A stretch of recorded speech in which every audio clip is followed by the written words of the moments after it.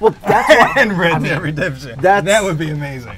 That would be so sick. I mean, not just Westworld, give me Samurai World. Anyway, let's talk about Let's talk about is there too many? Okay. Is there too much Battle Royale or not enough? We're talking about it today on UnMuted. Welcome to UnMuted, the show where we talk about hot topics in gaming. I'm Darrian P. Mac. My name's Nicky. And I'm Adrian. And so we're talking all about Battle Royale games, and there seems to be a ton of Battle Royale games flooding the marketplace. I mean, we're even getting rumors, I think we heard earlier, that Red Dead Redemption might have Battle Royale. Nicky, you know more about this. There were pretty reliable sources, and they kind of like laid out like all these different game modes that Red Dead Redemption 2 might have. Personally, I would love to play Battle Royale in a Western setting as expansive as Red Dead Redemption or anything from Rockstar. But recently, Strauss Zelnick from Take-Two has responded to the Battle Royale genre, and he had to say, I would just observe that someone else's success is really interesting, and we are obviously informed by what our competitors do. But our goal is to be as innovative as possible. And titles, even really good titles that are derivative, never seem to do as well as innovations that are unexpected. And I think to sum that quote up, he's trying to say that even though Battle Royale is a hot topic right now, and it's a hot gaming genre, I think, you know, Rockstar being the rock stars that they are, they're probably going to lean away from that. They're not going to do the Battle Royale genre just because it's hot right now. And that's like in typical Rockstar fashion. At least that's what they're saying publicly. Yeah. I mean, they could switch it up when the game comes out or add a DLC mode later on. That would be kind of interesting. It would be so cool. I think it would be kind of cool. I mean, wasn't there like the GTA kind of Battle Royale? Yeah, exactly. Team of twos, and at most, I want to say 16. Yeah. But Western, like imagine like resources, like there are all those animals that you could like kill to, you know, keep up your health. Yeah. Like there's a lot of things you could do with the Western setting, and it's not like only guns. You could use other things too. Yeah, melee. I would imagine you. It was Westworld. Well, that's what, and Red Dead Redemption. That would be amazing. That would be so sick. I mean, not just Westworld. Give me Samurai World. Anyway, let's talk about. Let's talk about. Is it too many? Okay. So is it too many? I mean, we've been playing a lot of Fortnite. Obviously, we've all of us have played a little bit of PUBG at some point. And Adrian, I'll turn it to you. Like, do you think?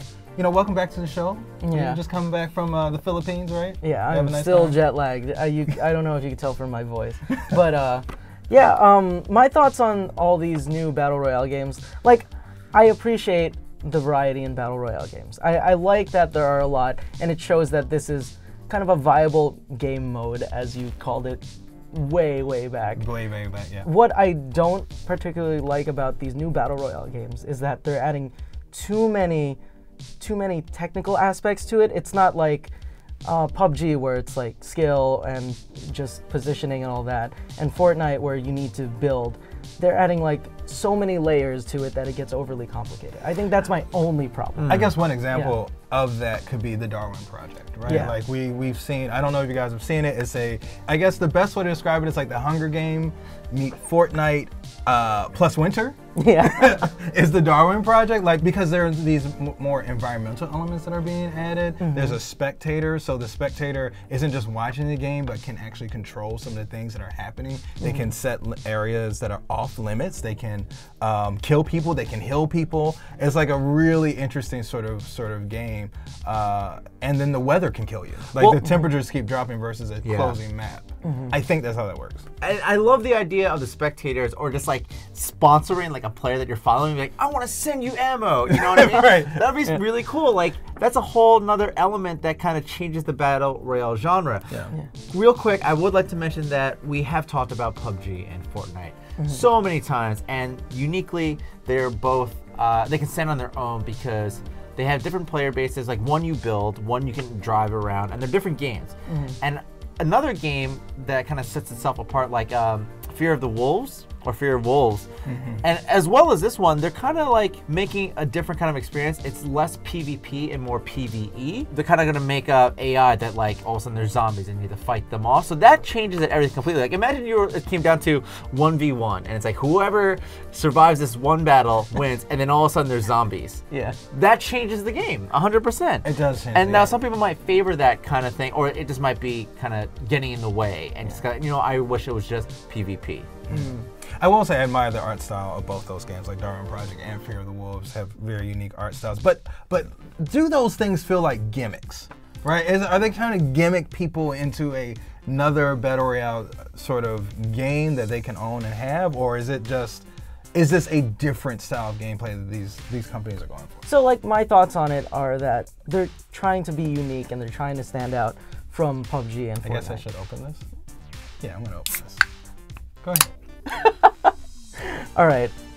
Continuing on from that, yeah, they're trying to be like unique from PUBG and Fortnite to the point that I think they're just layering too much on top of it that I feel it hinders the actual raw gameplay.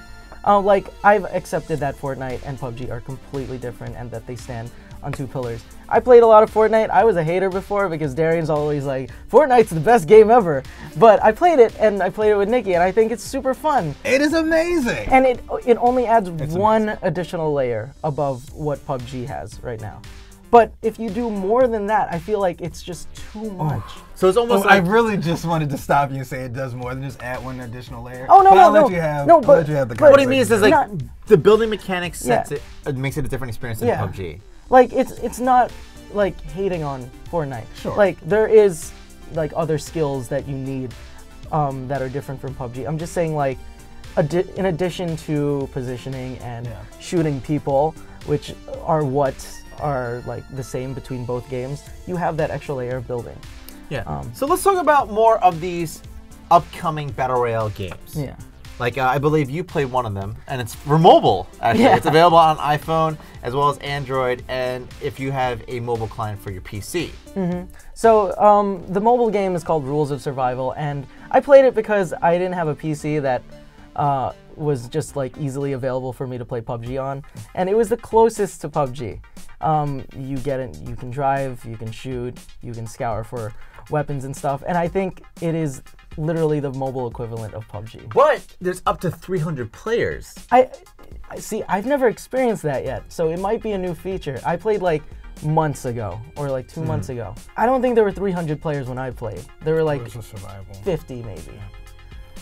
50 to 100. With all of the Battle Royale games that are out there right now, it doesn't seem like, because they really depend on players. It really depends on a critical mass of people playing these games in order for it to be fun. So you're not waiting in a server lobby for hours and hours waiting for a game to fill out.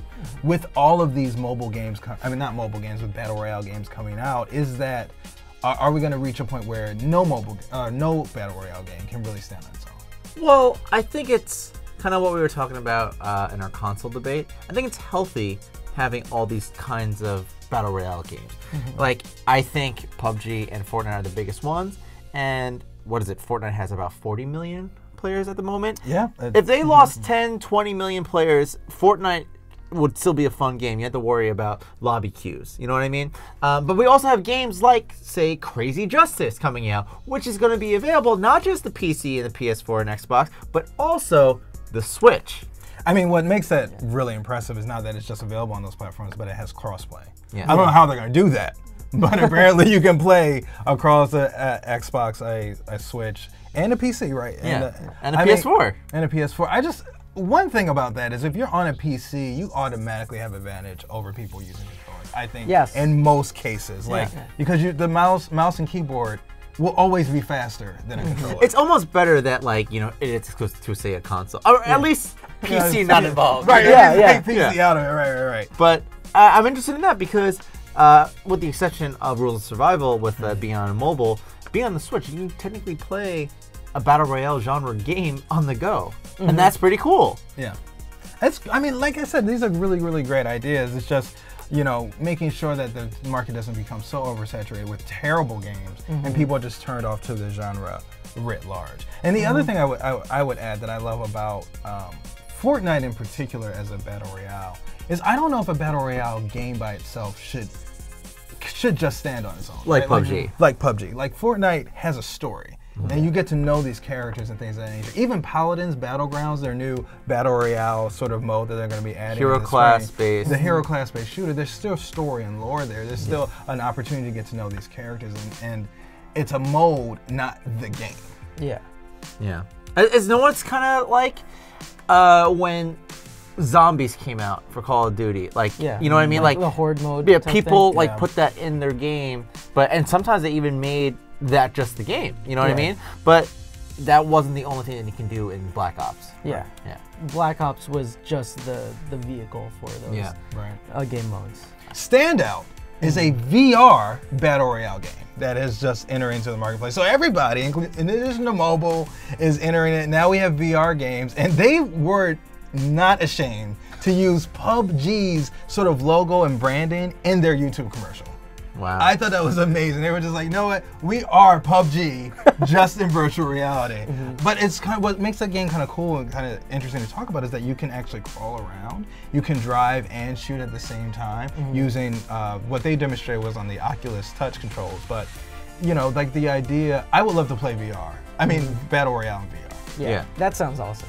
I believe it's up to 30 players, but it's interesting because I guess if you are playing on the Vive or PlayStation, you would probably just move around with a controller versus like running in place. Because even though you have VR capabilities of mapping out a room, I think Battle Royale would be amazing if you can like run down a field and as if you were playing like out in the field. But otherwise, you kind of lose some of that being able to just walk around with the controller. Like I would think it would be really cool to do cover fire by crawling on the floor. You know what I mean? Versus like, you know, just playing with a controller. I think it might be just fixed to your head for you know, directional, and hopefully there's more, because a Battle Royale type of game where you're moving with teleporting only would suck. Yeah. You know? Skyrim VR movement was a pain for me personally. Battle Royale games, I feel, should focus more on gameplay rather than gameplay gimmicks. Like, I really like the idea of like these additional movement options with the VR game. And I like how just Fortnite is kind of just one layer above PUBG. And what I don't like with these new Darwin project and Fear Wolves is just the overcomplication. This just proves my point, really. Yeah. You know, it's going back to kind of what you were talking about before, like the idea that this is overcomplicated. And I think part of that is that a lot of these games are only focused on, they only have the Battle Royale mode as their game. Yeah.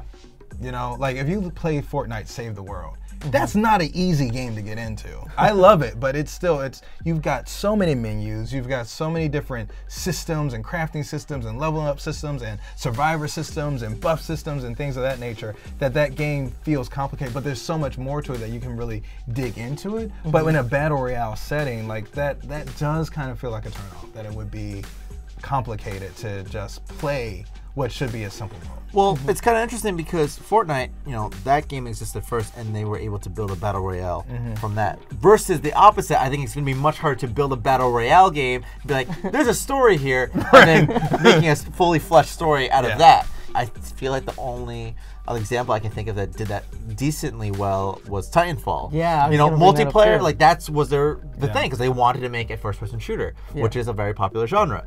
And then all of a sudden they're like, they kind of shoehorned a single-player mode in there. Yeah, exactly. So, and I liked it. They did a pretty good job, but it would be significantly different if it was like, say, like a Halo story, then multiplayer. Yeah. All right, let us know in the comments what you think. Is there too much Battle Royale? Is there not enough? What do you think the games we're talking about? We'll have a link to the description of all the games that we've talked about in this video, so you should check those out. That's all we have for UnMuted. If you haven't already, make sure you subscribe and then click that bell icon to become part of our notification squad, so you'll be notified on whenever we upload. And we upload 5 to 7 days a week, and we also live stream after 5 p.m. on Mondays, Wednesdays, and Fridays. So keep it here to the Leaderboard, your home for video game facts.